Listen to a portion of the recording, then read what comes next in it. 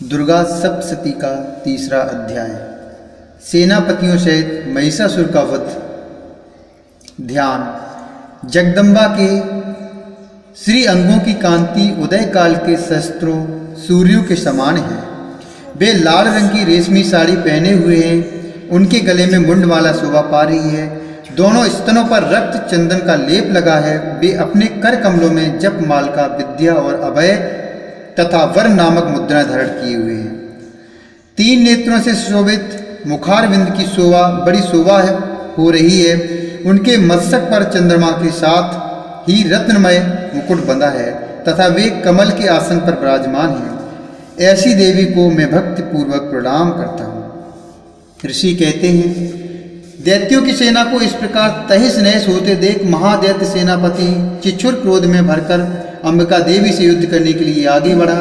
वह असुर रणभूमि में देवी के ऊपर इस प्रकार बाणों की वर्षा करने लगा जैसे बादल मेरुगिरी के शिखर पर पानी की धार बरसा रहा हो। तब देवी ने अपने बाणों से उसके बाण समूह को अनायास ही काटकर उसके घोड़ों और सारथी को भी मार डाला। साथ ही उसके धनुष तथा अत्यंत ऊंची ध्वजा को भी तत्काल काट गिराया।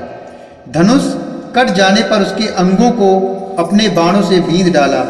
धनुष, रथ, घोड़े और सारथी के नष्ट हो जाने पर वह असुर ढाल और तलवार लेकर देवी की ओर दौड़ा।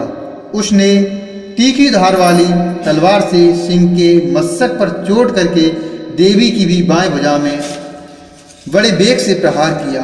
राजन, देवी की वहां पर पहुंचते ही वह तलवार टूट गई। फिर तो क्रोध से लाल आंखें करके उस राक्षस ने शूल हाथ में लिया और उसे उस महादैत्य ने भगवती भद्रकाली के ऊपर चलाया।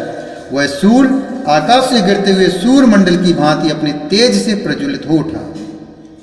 उस शूल को अपनी ओर आते देख देवी ने भी शूल का प्रहार किया। उससे राक्षस के शूल के सैकड़ों टुकड़े हो गए। साथ ही महादैत्य चिच्छुर की भी धज्जियां उड़ गईं। वह प्राणों से हाथ धो बैठा। महिषासुर की सेनापति उस महापराक्रमी चिच्छुर के मारे जाने पर देवताओं को पीड़ा देने वाला चामर हाथी पर चढ़कर आया। उसने भी देवी के ऊपर शक्ति का प्रहार किया, किंतु जगदम्बा ने उसे अपने हुंकार से ही आहत एवं निष्प्रभ करके तत्काल पृथ्वी पर गिरा दिया। शक्ति टूटकर गिरी हुई देख चामर को बड़ा क्रोध हुआ। अब उसने शूल चलाया, किंतु देवी ने उसे भी अपने बाणों द्वारा काट डाला। इतने में ही देवी का सिंह उछलकर हाथी के मस्तक पर चढ़ बैठा और उस दैत्य के साथ खूब जोर लगाकर बाहुयुद्ध करने लगा। वे दोनों लड़ते लड़ते हाथी से पृथ्वी पर आ गए और अत्यंत क्रोध में भरकर एक दूसरे पर बड़े भयंकर प्रहार करते हुए लड़ने लगे। तदंतर सिंह बड़े वेग से आकाश की ओर उछला और उधर से गिरते समय उसने पंजों की मार से चामर का सिर धड़ से अलग कर दिया। इसी प्रकार उदग्र भी शिला और वृक्ष आदि की मार खाकर रणभूमि में देवी के हाथ से मारा गया तथा कराल भी दांतों, मुक्कों और थप्पड़ों की चोट से धराशायी हो गया। क्रोध में भरी हुई देवी ने गदा की चोट से उद्धत का कचूमर निकाल डाला। भिंदपाल से वास्कल को तथा बाणों से ताम्र और अंधक को मौत के घाट उतार दिया। तीन नेत्रों वाली परमेश्वरी ने त्रिशूल से उग्रास्य, उग्रवीर तथा महाहनु नामक दैत्य को मार डाला। तलवार की चोट से विडाल के मस्तक को धड़ से काट गिराया। दुर्धर और दुर्मुख इन दोनों को भी अपने बाणों से यमलोक भेज दिया। इस प्रकार अपनी सेना का संहार होता देख महिषासुर ने भैंसे का रूप धारण करके देवी के गढ़ों को त्रास देना आरंभ किया। किन्हीं को थूथुन से मारकर, किन्हीं के ऊपर खुरों का प्रहार करके, किन्हीं को पूंछ से चोट पहुंचाकर, कुछ को सींगों से विदीर्ण करके, कुछ गढ़ों को बेग से, किन्हीं को सिंहनाद से, कुछ को चक्कर देकर और कितनों को निश्वास वायु के झोंके से धराशायी कर दिया। इस प्रकार गढ़ों की सेना को गिराकर वह असुर महादेवी के सिंह को मारने के लिए झपटा। इससे जगदम्बा को बड़ा क्रोध हुआ। उधर महापराक्रमी महिषासुर भी क्रोध में भरकर धरती को खुरों से खोदने लगा तथा अपने सींगों से ऊंचे ऊंचे पर्वतों को उठाकर फेंकने और गरजने लगा। उसके वेग से चक्कर देने के कारण पृथ्वी क्षुब्ध होकर फटने लगी। उसकी पूंछ से टकराकर समुद्र सब ओर से धरती को डुबाने लगा।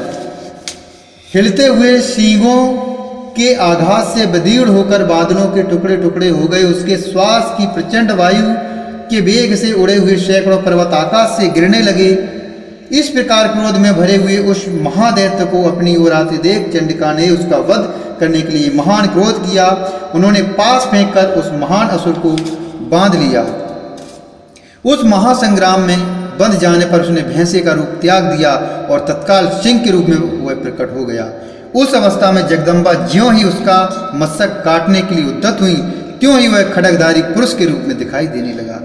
तब देवी ने तुरंत ही बाणों की वर्षा करके ढाल और तलवार के साथ उस पुरुष को भी बींध डाला।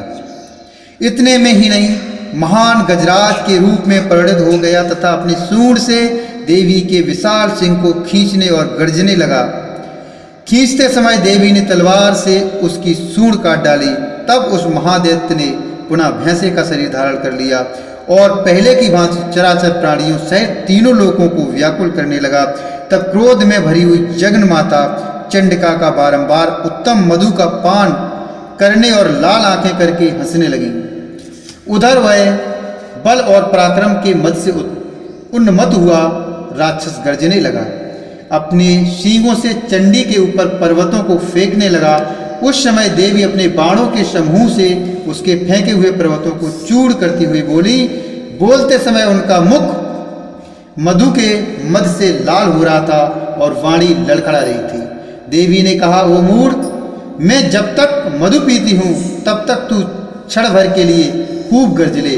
मेरे हाथ से यहीं तेरी मृत्यु हो जाने पर अब शीघ्र ही देवता भी गर्जना करेंगे। ऋषि कहते हैं, यूं कहकर देवी उछली और उस महादैत्य के ऊपर चढ़ गई। फिर अपने पैर से उसे दबाकर उन्होंने सूल से उसके कंठ में आघात किया। उनके पैर से दबा होने पर भी महिषासुर अपने मुख से दूसरे रूप में बाहर होने लगा। अभी आधे शरीर से ही वह बाहर निकलने पाया था कि देवी ने अपने प्रभाव से उसे रोक दिया। आधा निकला होने पर भी वह महादैत्य देवी से युद्ध करने लगा। तब देवी ने बहुत बड़ी तलवार से उसका मस्तक काट गिराया। फिर तो हाहाकार करती हुई दैत्यों की सारी सेना भाग गई तथा संपूर्ण देवता अत्यंत प्रसन्न हो गए। देवताओं ने दिव्य महर्षियों के साथ दुर्गा देवी का स्तवन किया। गंधर्वराज गाने लगे और अप्सराएं नृत्य करने लगी। इस प्रकार श्री मार्कंडेय पुराण में सावर्णिक मनवंतर की कथा के अंतर्गत देवी महात्म्य में महिषासुर वध नामक तीसरा अध्याय पूरा हुआ।